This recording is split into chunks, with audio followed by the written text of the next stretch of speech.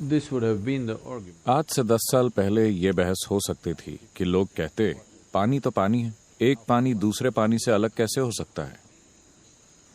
अगर पानी से सारी गंदगी निकाल दी जाए तो हर पानी समान है। आज से 10 साल पहले ये बहस हो सकती थी, लेकिन आज नहीं।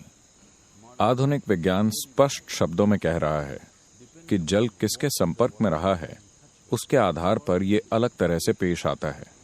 ये एक स्थापित तथ्य है, क्योंकि पानी की भी याददाश्त होती है।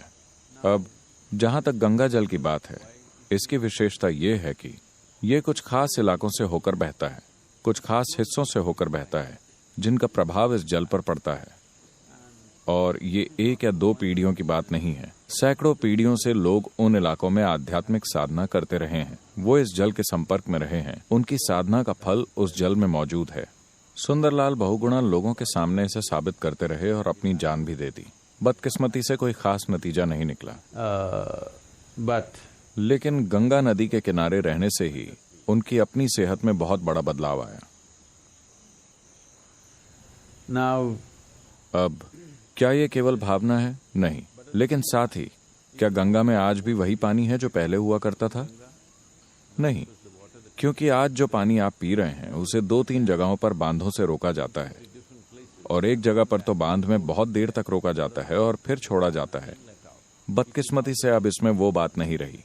ये एक चीज हमें नहीं करनी चाहिए थी। अगर हमें बिजली चाहिए थी तो इसके कई दूसरे तरीके हैं।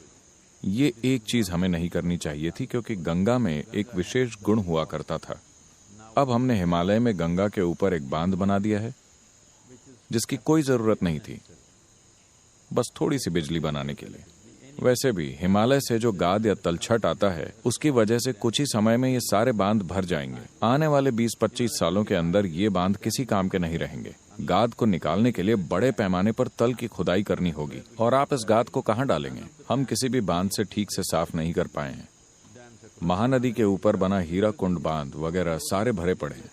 वो बेकार हो गए हैं क्योंकि उनमें इतना सारा गाद भरा हुआ है। हिमालय से आने वाला गाद किसी सामान्य नदी की तुलना में शायद 25 से 50 गुना अधिक होता है, सिर्फ इसलिए क्योंकि वो इलाका ही ऐसा है। The nature of the terrain.